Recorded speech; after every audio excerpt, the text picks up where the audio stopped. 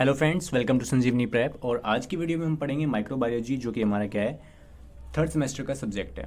So let's start with microbiology. So introduction देखते हैं सबसे पहले तो। देखो, पहले बताता हूँ मैं आपको माइक्रोबायोलॉजी का मतलब क्या होता है। देखो, माइक्रोबायोलॉजी ये हमारा क्या है, 3 वर्ड से मिलके बना है, माइक्रो, बायो एंड लॉजी। अब जिसमें क्या है, हर एक वर्ड का डिफरेंट मीनिंग है। तो देखो, माइक्रो का मतलब होता है वेरी स्मॉल, ठीक है। हम बोलते हैं ना कि माइक्रो लेवल, तो क्या है, वेरी स्मॉल। बायो का मतलब होता है लिविंग, लिविंग बींग्स, ठीक है, लिविंग ऑर्गेनिजम्स, ठीक है। तो very small living organisms. Logy का मतलब होता है स्टडी, उनकी स्टडी करना, ठीक है। समझ में आई ना ये बात, कि माइक्रोबायोलॉजी हमारी साइंस की वो ब्रांच है जिसमें हम क्या करते हैं, सबसे बहुत ही ज़्यादा छोटे लिविंग ऑर्गेनिजम्स की स्टडी करते हैं, तो उसे हम बोलते हैं माइक्रोबायोलॉजी, ठीक है। Micro very small, bio living, logy मतलब study. Very small living organisms और लिविंग बींग्स की स्टडी को हम क्या बोलते हैं, microbiology. Let's see the definition of microbiology. Microbiology is a branch of a science which deals with the study of small living organisms, जिनको हम क्या बोलते हैं, माइक्रोब्स बोलते हैं, ठीक है। Which are not visible with naked eyes, जो कि हमारी क्या है, खुली आंखों से या सीधी, ठीक है, हम सीधा खुली आंखों से नहीं देख सकते हैं। नेक्ड आइज मतलब कि आंखों पर कुछ लगाए बिना, लाइक माइक्रोस्कोप की हेल्प से, इनकी हेल्प्स के बिना हम इनको नहीं देख सकते हैं, ठीक है। तो इसीलिए, ठीक है ना। उसके बाद देखो, माइक्रो ऑर्गेनिज्म क्या होते हैं। Micro organisms are very small size, micro level पे, ठीक है, हमारे माइक्रो लेवल पे म्यू। लिविंग ऑर्गेनिजम्स होते हैं हमारे, ठीक है। Micro organisms are very small size, micro level के लिविंग ऑर्गेनिजम्स होते हैं, उनको हम बोलते हैं माइक्रो ऑर्गेनिज्म, ठीक है ना। ओके, बेसिकली जो छोटे छोटे लिविंग ऑर्गेनिज्म होते हैं, जो बहुत ज़्यादा सूक्ष्म होते हैं, जिनको हम अपनी आंखों से सीधा नहीं देख सकते हैं, ठीक है, किसी ना किसी इंस्ट्रूमेंट की हेल्प से देखना पड़ता है, ठीक है, लाइक माइक्रोस्कोप की हेल्प से उनको देखते हैं हम, किनको, माइक्रो ऑर्गेनिजम्स को। अब देखते हैं हम अपने माइक्रो ऑर्गेनिज्म की क्लासिफिकेशन। तो देखो, माइक्रो ऑर्गेनिज्म सारे हमारे कैसे क्लासीफाई होते हैं। तो बेसिकली हमने उनको 2 तरीके से क्लासीफाई किया है। असेलुलर, जो कि क्या है, मतलब अब्सेंस, एंड सेलुलर मतलब सेल। तो सेल्स की अब्सेंस मतलब कि उनके अंदर सेल्स नहीं होते, वो सेल से नहीं बने होते हैं वो। दूसरे होते हैं हमारे सेलुलर, जो कि सेल्स, जिनके अंदर सेल होते हैं, जो सेल को कंटेन करते हैं, मतलब सेल से बने हुए हैं, ठीक है। अब असेलुलर के एग्जांपल देखते हैं एक बार। असेलुलर हमारे क्या होते हैं, वायरसेस, जो भी हमारे होते हैं, जैसे कि कोविड-19 वायरस था, वो क्या है, हमारा ए सेलुलर होता है, मतलब कि एक ये लिविंग स्ट्रक्चर तो होता है, बट सेल की तरह नहीं होता है, ठीक है। दूसरे हमारे क्या है, प्रायोन्स, ठीक है, ये भी हमारा क्या है, एक ऑर्गेनिज्म है, लिविंग ऑर्गेनिज्म, जो कि क्या है, माइक्रो ऑर्गेनिज्म है, ठीक है ना। तो ये दोनों क्या हमारे असेलुलर हैं। ओके, अब देखते हैं हमारे सेलुलर के बारे में। तो सेलुलर जो कि क्या होते हैं, सेल से बने हुए हैं। अब आगे ये भी क्या है, आगे कैटेगराइज हो गए कि जो सेल से तो बने हैं, पर कितने नंबर ऑफ सेल से बने हैं, एक सेल से बने हैं या एक से ज़्यादा बने हैं, ठीक है। यूनिसेलुलर मतलब कि एक सेल से। मल्टी सेलुलर मतलब कि मल्टीपल सेल से या बहुत सारे सेल से बने हुए हैं, ठीक है। अब देखो, अगर देखो बेसिकली हम देखते हैं कि जो यूनिसेलुलर होते हैं हमारे, वो प्रोकैरियोट्स होते हैं। कुछ ही एक्सेप्शंस होते हैं, जो कि हो सकते हैं हमारा यूकैरियोट भी हो, बट वो क्या है, बहुत ज़्यादा डीप हो सकते हैं। हमारे लेवल पे हम देखेंगे सिर्फ क्या है, यूनिसेलुलर में हमारे क्या है, प्रोकैरियोट्स आते हैं। मल्टी सेलुलर में हमारे क्या आते हैं, यूकैरियोट्स। ये क्या, हमारे 2 डिफरेंट टाइप ऑफ सेल्स होते हैं, जो कि स्ट्रक्चर में और उनके फंक्शन में थोड़ा बहुत डिफर करते हैं, स्ट्रक्चर में बेसिकली, ठीक है ना। इनके एग्जाम्पल देखते हैं। यूनिसेलुलर मतलब कि वो ऑर्गेनिज्म जिनके अंदर एक सेल से बना हुआ ऑर्गेनिज्म है, और मल्टी सेलुलर वो कि जो कि क्या है, उसके अंदर बहुत सारे सेल्स होते हैं, लाइक ह्यूमन, ठीक है ना। और यूनिसेलुलर वो होते हैं जिनके अंदर एक ही सेल हो हमारा। तो देखो, उसके ये हमारी क्या है, प्रोकैरियोट्स और यूकैरियोट्स हमारे 2 टाइप होते हैं। अब आगे हमने ये भी डिवाइड कर रखे हैं। पहले देखते हैं प्रोकैरियोट्स के एग्जाम्पल देखते हैं। प्रोकैरियोट्स में हमारे आते हैं बैक्टीरिया, ठीक है ना। बैक्टीरिया, कितने भी टाइप के बैक्टीरिया होते हैं, तो वो हमारे क्या है, प्रोकैरियोट्स में होते हैं, जो कि क्या है, सिंगल सेल से बने हुए हैं, यूनिसेलुलर होते हैं। दूसरे हमारे आर्की होती हैं, आर्किया, ठीक है। तो ये भी हमारे क्या है, यूनिसेलुलर और प्रोकैरियोट्स की कैटेगरी में आते हैं। तो बेसिकली देखो, यूनिसेलुलर और प्रोकैरियोट्स एक ही कैटेगरी के अंदर आते हैं, ठीक है। मल्टीसेलुलर और यूकैरियोट्स ये भी हमारे एक ही के अंदर आते हैं, ठीक है। अब प्रोकैरियोट्स के एग्जांपल देखो, यूकैरियोट्स के एग्जांपल, जो कि हमारे मल्टी सेलुलर हैं, मतलब कि जो बहुत ज़्यादा सेल से बनते हैं, जो ऑर्गेनिज्म बहुत ज़्यादा सेल से बनते हैं, जो प्रोटोजोन्स, ठीक है, फंजाई, एल्गाई, ठीक है, ये हमारे माइक्रो ऑर्गेनिज्म आते हैं, ठीक है। माइक्रो ऑर्गेनिज्म की बात करें ना, वैसे हम इधर जो कि यूकैरियोट्स तो हमारे ह्यूमंस भी होते हैं, बट वो क्या है, माइक्रो ऑर्गेनिज्म नहीं है ना। एनिमल्स जो होते हैं हमारे, लाइक टाइगर वगैरह, ये वो माइक्रो ऑर्गेनिज्म के अंदर नहीं आता, तो इसलिए मैंने वहाँ पे वो नहीं लिखा है, तो सिर्फ आपको समझाने के लिए कि यूकैरियोट्स की कैटेगरी में भी हमारे माइक्रो ऑर्गेनिज्म ये होते हैं और प्रोकैरियोट्स की कैटेगरी में हमारे ये होते हैं, ठीक है, माइक्रो ऑर्गेनिजम्स। सो ये क्या है, हमारे यूनिसेलुलर है और मल्टी सेलुलर है। अब देखते हैं हम अपनी हिस्ट्री के बारे में, किसकी हिस्ट्री, माइक्रोबायोलॉजी की हिस्ट्री के बारे में। So let's see guys, history of microbiology. So देखो, हिस्ट्री ऑफ माइक्रोबायोलॉजी में आपको एक बात बताता हूँ कि जो हमारे क्या है यहाँ पे पीरियड्स डिवाइड हो रखे हैं, ठीक है। 3 पीरियड्स में हमारी क्या है, हिस्ट्री ऑफ माइक्रोबायोलॉजी है। फर्स्ट पीरियड हमारा क्या है, डिस्कवरी ऑफ, ठीक है, डिस्कवरी पीरियड।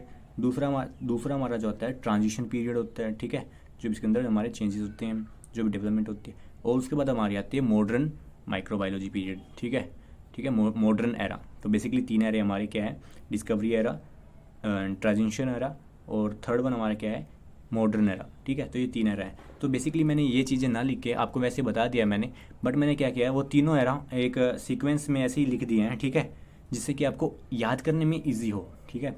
तो लेट्स सी गाइस, सबसे पहले हमारा आता है अरिस्टो। इसको अरिस्टोटल नहीं बोलेंगे, हम अरिस्टो बोलेंगे, ठीक है।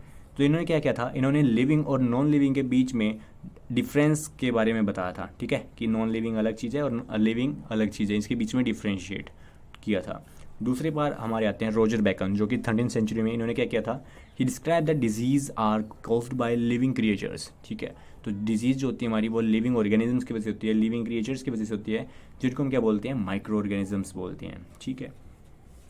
थर्ड पे हमारे आते हैं फ्रैक्टोरियस ने इन्होंने क्या बताया था, इन 1546 इन्होंने बताया कि जो हमारी डिजीज़ होती है वो हमें क्या होती हैं, जो कि कम्युनिकेबल डिजीज़ होती हैं, वो हमें किसकी वजह से होती हैं, लिविंग ऑर्गेनिजम्स की वजह से होती हैं, ठीक है। जो हमारी कम्युनिकेबल डिजीज़ होती हैं are caused by the living organisms, ठीक है। तो जो लिविंग ऑर्गेनिजम्स कौन से हमारे, माइक्रो ऑर्गेनिजम्स, जो कि हमें नहीं दिखाई दे रहे हैं, तो उनके वजह से एक ऑर्गेनिज्म से दूसरे ऑर्गेनिज्म में जो भी डिजीज़ ट्रांसफ़र हो रही है वो इन ऑर्गेनिजम्स की वजह से हो रही है, और इनको हम क्या बोल रहे हैं, कम्युनिकेबल डिजीज़ बोल रहे हैं, जो कि उनके कॉन्टैक्ट में आने के बाद एक दूसरे में ट्रांसफ़र हो रही है, ठीक है, स्प्रेड हो रही है। तो उसे ये इसने बताया था, ठीक है। अब उसके बाद हमारे आते हैं एंटोन वैन लुइक 1675। तो इन्होंने देखो क्या किया था, he discover the micro organism firstly by using his upon designed microscope in 1675। तो 1675 में इन्होंने अपना एक माइक्रोस्कोप बनाया और उस माइक्रोस्कोप की हेल्प से इन्होंने क्या किया, माइक्रो ऑर्गेनिज्म को डिस्कवर किया, ठीक है। तो इन्होंने क्या किया, अभी तक जो बातें हो रही थी किसी को माइक्रो ऑर्गेनिज्म का नहीं पता था, बट इन्होंने पहली बार माइक्रो ऑर्गेनिज्म देखा और प्रूव किया कि माइक्रो ऑर्गेनिज्म होते हैं, ठीक है। He discovered bacteria and protozoa. इन्होंने क्या डिस्कवर किया था, बैक्टीरिया एंड प्रोटोजोआ को डिस्कवर किया था इन्होंने, और इन्होंने इसको नाम दिया एनिमलक्यूलस, ठीक है, एनिमलक्यूलस। सो इन बैक्टीरिया प्रोटोजोआ को इन्होंने एक साथ एक नाम दिया कि जो माइक्रो ऑर्गेनिज्म है, इनको इन्होंने क्या बोला, एनिमलक्यूलस, ठीक है। उसके बाद देखो, he is known as the founder of the microbiology. ये क्या है, ये माइक्रोबायोलॉजी के फाउंडर माने जाते हैं, बोला जाता है इनको। क्यों, क्योंकि इन्होंने क्या है, माइक्रो ऑर्गेनिजम्स को फाइंड किया था, ठीक है, इन्होंने उनको ढूंढा था, इसीलिए। उसके बाद हमारे आते हैं स्प्लेंजेनिया, ठीक है, स्प्लेंजेनिया, प्रोनाउंसिएशन में गलती हो सकती है, ठीक है, सॉरी। तो ही इंट्रोड्यूस कल्चर मीडिया। तो इन्होंने क्या, कल्चर मीडिया को दिया था, इंट्रोड्यूस किया था, उसके बारे में बताया था कि जो ये कल्चर मीडिया होता है ये क्या चीज़ है, और इसके अंदर हम क्या करते हैं, बैक्टीरिया की ग्रोथ कर सकते हैं अपने, ठीक है, माइक्रो ऑर्गेनिजम्स की ग्रोथ कर सकते हैं आर्टिफिशियली। उसके बाद देखो जॉन टिंडल, इन्होंने क्या किया था इन 1877।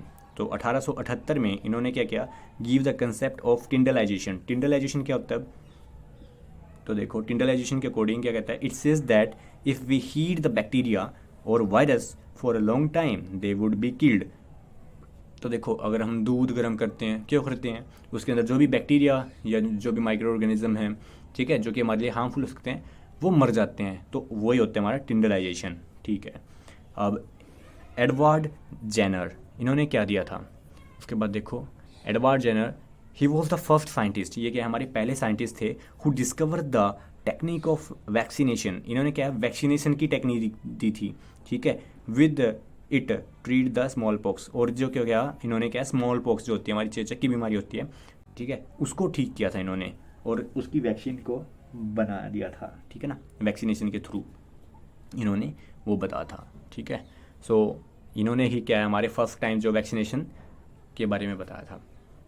अब नेक्स्ट देखते हैं। अब देखो जो हमारे नेक्स्ट रहते हैं वो हमारे हैं लुइस पास्चर। लुइस पास्चर क्या है? He is known as a father of microbiology. अब देखो ये क्या है, लुइस पास्चर हमारे क्या है, फादर ऑफ माइक्रोबायोलॉजी हैं, ठीक है। जो हमारे एंटोन लुइक थे ना, तो वो क्या थे, वो फाउंडर थे, क्योंकि उन्होंने क्या किया था, माइक्रो ऑर्गेनिज्म को फाइंड किया था, उनको ढूंढा था, इसलिए उनको क्या बोलता है, फाउंडर बोलते हैं। अब माइक्रोबायोलॉजी के फादर क्यों हैं? क्योंकि इन्होंने माइक्रोबायोलॉजी जो टर्म है ना उसके बारे में बताया कि माइक्रोबायोलॉजी एक जो ब्रांच है वो माइक्रो ऑर्गेनिज्म के बारे में डील करती है, तो इन्होंने माइक्रोबायोलॉजी की टर्म दी थी, इसीलिए इनको फादर बोला जाता है, ठीक है। क्योंकि इस टर्म को जो लोगों के सामने लेके आए हैं वो लुइस पास्चर लेके आए हैं, इसलिए इसको क्या बोलते हैं, फादर ऑफ माइक्रोबायोलॉजी बोलते हैं। वो क्या है, हमारे फाउंडर ऑफ माइक्रोबायोलॉजी, क्योंकि उन्होंने क्या किया था, माइक्रो ऑर्गेनिजम्स को ढूंढा था, ठीक है।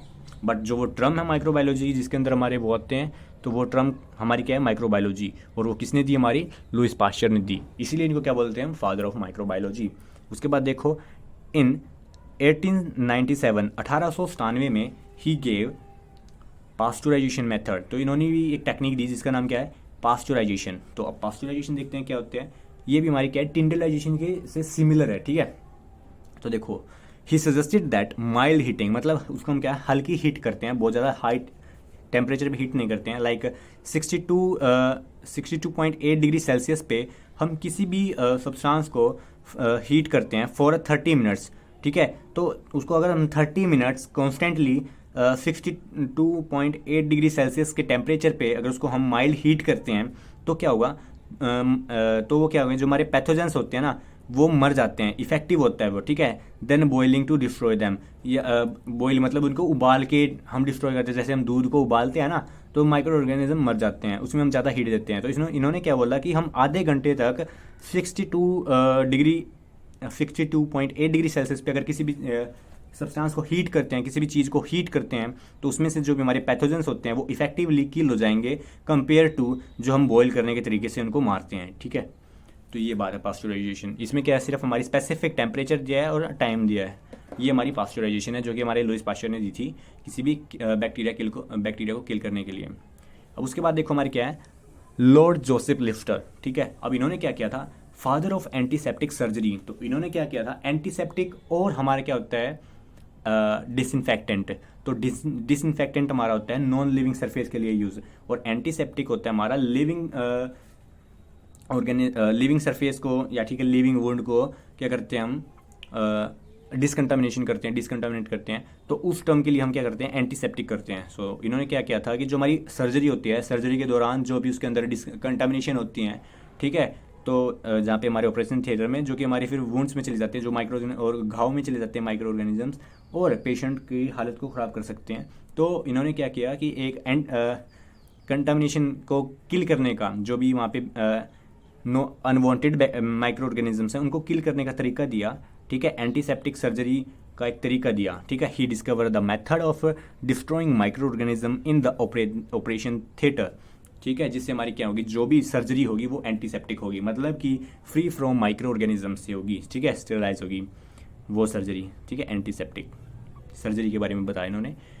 सो 10th में हमारे आते हैं अलेक्जेंडर फ्लेमिंग। इन्होंने क्या किया था, he discover the first antibiotic penicillin from the mould, ये फिर जो हमारी, ठीक है, मोल्ड कौन सी हमारी, वो पेनिसिलियम नोटाटम, और कब की थी उन्होंने, 1928 में। सो बेसिकली यहाँ पे क्या है, जो ये एंटीबायोटिक थी पेनिसिलिन, ये हमारी वर्ल्ड वॉर 2 के टाइम पे बहुत ज़्यादा जो हमारे वॉन्डेड सोल्जर थे उनको हील करने में बहुत ज़्यादा काम आई थी, ठीक है। सो ये थी हमारी हिस्ट्री। सो आई होप आपको समझ में आ गई होगी। नेक्स्ट वीडियो में हम देखेंगे, तब तक स्टे ट्यून, एंड वीडियो अच्छी लगी तो प्लीज़ सब्सक्राइब करें चैनल को और लाइक करें, कमेंट भी कर देना कैसी लगी आपको, अगर कुछ कमी है तो आप बता सकते हैं कमेंट करके, जो कि हम ठीक कर सकें। सो आपका बहुत बहुत धन्यवाद वीडियो देखने के लिए। Thank you guys, thanks for watching.